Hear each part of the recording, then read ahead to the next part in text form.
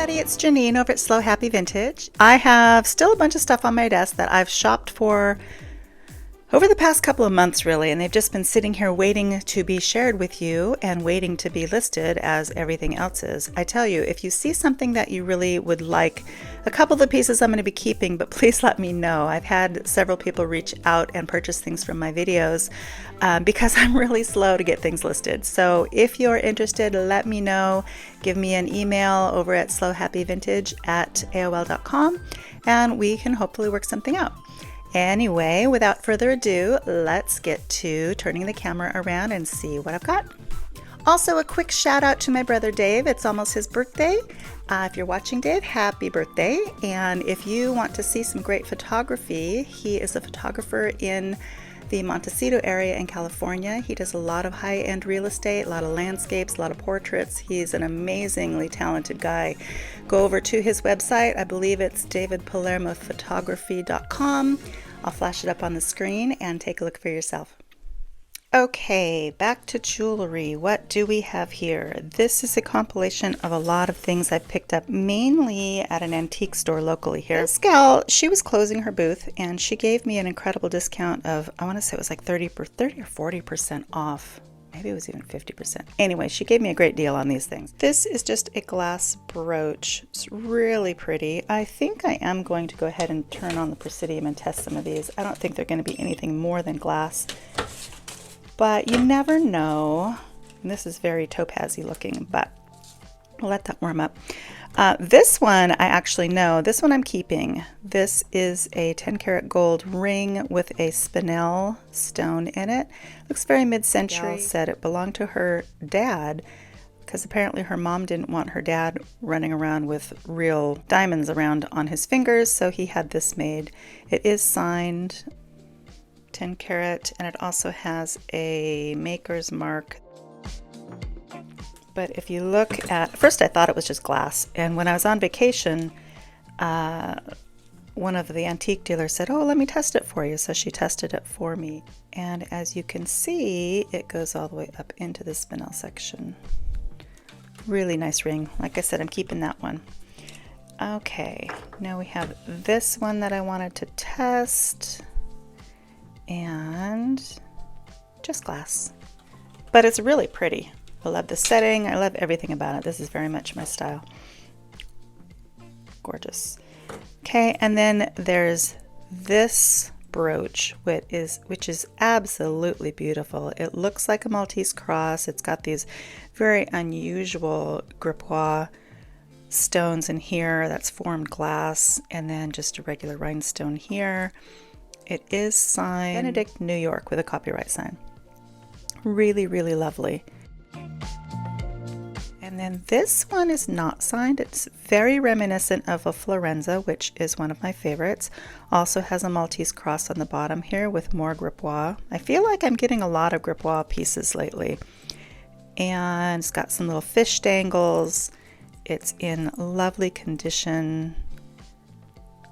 Just an unusual piece. She said this had belonged to her grandmother, I believe it was. And then this is the Florenza piece. This is the first thing I purchased in her booth. And I just love Florenza. It's signed Florenza right there. I've loved Florenza ever since I was a young girl in the 80s. And those were the days of Florenza and gunny sacks dresses. Anyway, there is the Florenza piece. And moving further, we have this very old piece here. It's looking kind of Art Nouveau-ish. Beautiful pressed metal. It's got like a puffy design to it. Floral and vines, and just lovely. These are just for me. They're just little fun leather hearts. I don't know if anybody's interested in them. Let me know, and I might consider selling them. Of course, I've got to make sure they stay together. Keep that on here. So those are fun. And then this right here is a Napier enamel cuff with kind of like laser cut chevron design in it. It's just a nice older cuff, probably from the 80s. And then this one could be I'm not sure about this one. I believe this is onyx. It looks like a handmade piece. The wire work and all is indicative. This is probably pewter. I could probably test it for silver. The reason I got it are from these pearls. They look like to be Baroque pearls, but they've got kind of a neat kind of iridescent metallic-y, I don't even know what you'd call the finish on these pearls, but they're just beautiful. They're not quite Tahitian. They're not that purpley color, but they're kind of a lavendery pinky color. Really pretty. These are glass, and I am not sure if this looks like this looks more like a Tahitian pearl right here. But anyway, it's just a lovely piece. They appear to be all real pearls, and even these guys. And let's see if the Presidian registers at all on this black stone. Could be glass. Well, it's coming out of the glass zone. It's most likely onyx. And while we're here, I'm going to go ahead and test it really quickly to see if that clasp is sterling. Does not look like it, so it's probably just pewter. I wanted to test this ring too. So this ring, I've seen some like it. It does appear to be Native American. I don't believe it has markings on it. They say it is sterling, but it has no markings, so I want to test that one too. So let's run a quick test on this. So when I run my test for sterling silver, I'm using 18 karat gold testing solution. For some reason, the 18 karat gold testing solution will turn sterling silver a bright blue.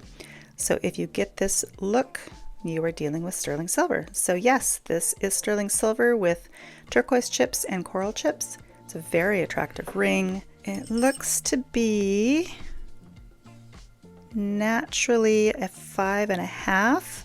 But the way this ring is designed, it looks like it can be opened up a little bit to accommodate different sizing because it's just a wrap ring. So I believe these can be opened up some. So if you're interested in that ring, let me know. And oh, I should tell you what I've paid for things. Everybody seems to want to know that. So most of the necklaces that I buy are $3. This is no exception. Same with the bracelets, $3. Occasionally I find some less or more, but in this case, I don't remember how much this was. I want to say it was $3. Can't remember if I got this in the $3 bin or the $12 bin, but I'll have to look that up. These I paid a little bit more for. This necklace I paid $10 for, the Florenza, and this I believe was $12, and this I believe was $12 as well, and this was $10. This ring over here was $12, and this ring, believe it or not, was only $10. The 10 karat gold with spinel. Have this little collection. This sad little piece was just $3, and it does need some repair work. I'm not sure if I can repair this one to its full glory, but I'm gonna try. I don't know. I felt sorry for it. This is going to be the hardest thing to repair right here because the actual piece is broken off versus just needing a jump ring. The rest of these could be easy to fix. I think it's missing a pearl. No, it's not missing any pearls. So it just has some structural issues that I may or may not be able to fix, but it's a lovely little bracelet. These little earrings were just $2. I believe they're Coro. Actually, I'm not sure what they are. Looks like they say PJ on them. So they'll need some more research. Got a couple of missing rhinestones, so I'm gonna have to fix those. And then these little earrings, very modernist, and they are sterling silver and looks to be, it's a brass overlay. They are signed Mexico. They've got a couple other numbers on here which would represent where in Mexico, you know, the tax code numbers on them, and it has the 925 stamp as well. Let's see if there's anything different on this one. It's signed Laton, Laton. That is the maker of these. So they were $12, and I think I looked these up and I think they go for around 40 or 50, but we will take some closer look. Prices change all the time, and when you're looking at comps, sometimes you have to kind of keep an eye on the market because, you know, a couple of months ago these could have gone for 60 and then maybe somebody sold them for 40, so now people are thinking if they sold for 40, they're worth 40. So you have to kind of play with the market a little bit. If you know they're worth more, like if somebody just out of the blue decided, I've really got to get rid of this stuff and sold something really cheaply, you kind of have to gauge the market overall to know whether or not that was just a fluke sale or whether or not you should price them higher. I've seen a lot of times, especially with auctions. Auctions are tricky because if it's not the right time, if the right people don't see them in the window of time that you have an auction, sometimes they can sell pretty cheaply, especially if people start things at like, you know, a penny and nobody sees the auction, or if it's a bad weekend and everybody's watching the Super Bowl or who knows what else, and you don't get the views, things will sell really cheaply. So I never really use auction sold prices in my evaluation of what something's worth because I just don't trust those values. Okay, and now this one, this was just cute. You can use it as an eyeglass holder or a charm keeper or just a plain leopard, tiger, I'm not sure what kind of cat that is, necklace. Big cat necklaces seem to be having a little bit of a moment these days, so I've grabbed this one for $3. Where is the clasp? I don't think it has a clasp. It's just an over-the-head necklace. Pretty cute though. Enamel and rhinestone, green rhinestone eyes. And then there's this necklace, which was also $3. I thought this was 1928, but it looks older than the 1928 brand. But not too old because this transfer wears as, you know, maybe 50s, possibly 40s. And I think these are just glass beads right here. But it's got a shepherd's hook clasp. Where's your clasp? Right here. No markings on it. And it has those little, West German and the Czech pieces often will have this little hatch mark chain on it. It's not specific just to West Germany or Czech pieces, but I've noticed that a lot of them have that chain on them. So I can't verify where this is from or who made it, but it is very lovely.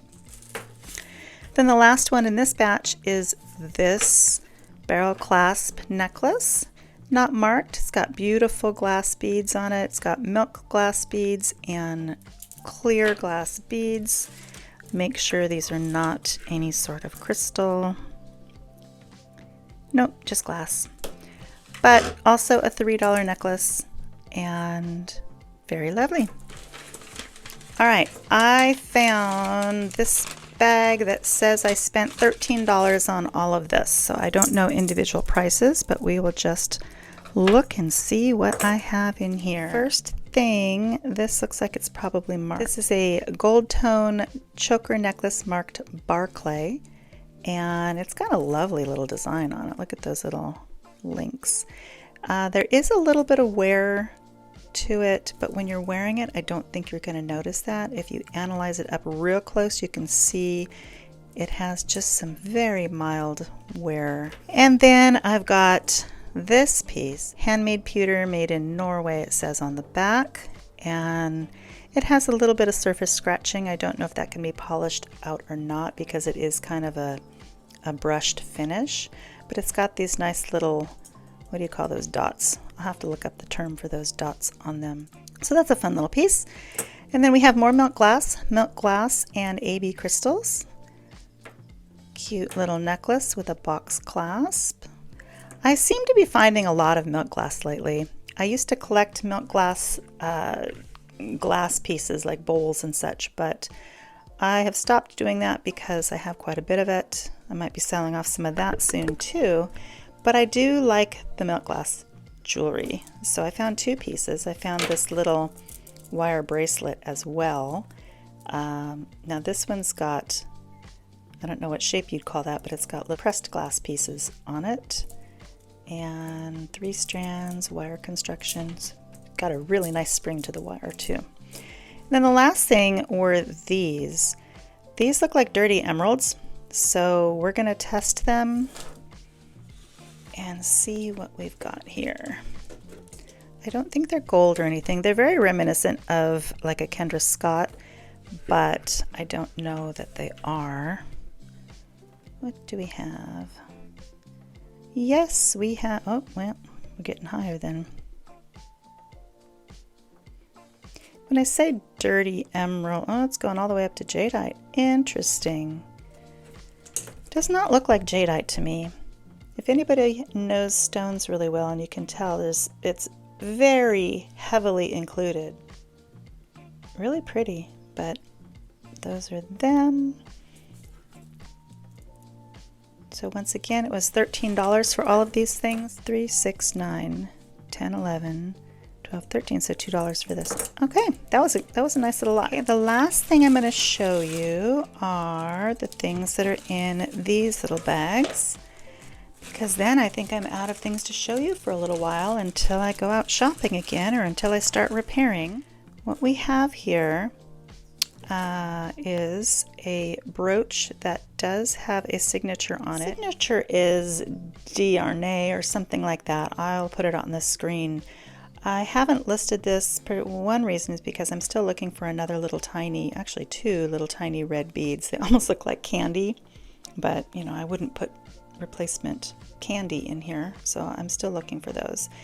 But it's a nice 4th of July enamel and glass brooch from the 50s. I paid $3 for this one. I also paid $3 for these little cross earrings. They're so cute. They don't have a maker's mark on them that I can find. They are a little bit newer. I do need to clean them up a little bit. I might find a maker's mark on them yet. But they're in perfect condition. They have all their little pearls and they're just really sweet earrings. And then I also found these amethyst and sterling little hearts. I do want to test them to make sure. I mean, they could be glass. I don't know for a fact. But, okay, yep. Those are amethysts. And do I still have my testing stone out? I should. They are marked. But you can never trust the marks on these because there's so many fakes out these days. Yes, it's turning blue. I didn't get a huge scratch, but you can see the blue coming in. Very carefully set this over there so I don't drip acid everywhere. So yeah, a little amethyst and sterling earrings, and they are marked. Looks like they're marked LU2 925. Then we have a little frog who is $3. I bought this at it was a thrift store having a jewelry sale, and it's marked JJ. I have not seen JJ pendants, especially frogs. I just thought he was so cute, and at $3, how can you go wrong? Okay, and the last thing, this was a bit of a mistake too. It's a beautiful milk glass bracelet, and I knew it was missing this stone right here, and I thought that's all it was missing, so I was thrilled to buy this for $3. But when I got it home, I obviously didn't look closely because this section right here is missing the leaves. So I don't know what to do. I could probably just take this one off, this leaf section off, and then it would at least be uniform, and it would make it look like it was supposed to, just with one leaf section there. Or I could leave it as it is. What would you do if it was yours? I will look for a stone to put in there, but as far as the leaf situation, what's your recommendation? Take all of the leaves off, or just take one set of leaves off, or leave as is? I don't know, you tell me. So that's the question for today. I found this at my favorite store. It was only $3. And for the longest time, I looked at it and I tried it on. It's fairly small. And I couldn't figure out what it was. I'm thinking, is it wood? It's not Bakelite. It's pretty lightweight. And I didn't buy it the first time I saw it. Then I went back to the store, gosh, a week later, and it was still there. And I thought, I think it's something. It looks special. And it turns out, I believe it's black coral. And the only thing that's hard though is that, look, it's pretty small. It's only about a 7 1/4, which is fine for a bracelet, but for a bangle like this, it doesn't have a whole lot of give when you're trying to put it on. So I would recommend this for somebody with a smaller hand because it might be difficult to get on. I was trying to put it on and I thought, I don't want to break it, and it would need to be a little bit bigger or have some more give to it to put on my wrist. So the last thing I'm going to show you is this little ring. This ring was disgusting when I got it. And so disgusting that I thought these were marcasites. It was blacker than black. And when I got it home, I looked at it. I think they wanted $1 for it. Actually, they wanted $3 for it, but it was so badly tarnished and ugly that she ended up only charging me $1 for it because she felt bad. But I looked at the setting of it and I thought, this is probably something special. So I took it home. I didn't see any markings on it because it was so dirty, but I took it home and tested it, and it is sterling silver, and these are all little diamonds. So my little $1 find turned into a very lovely little ring. It's very small size.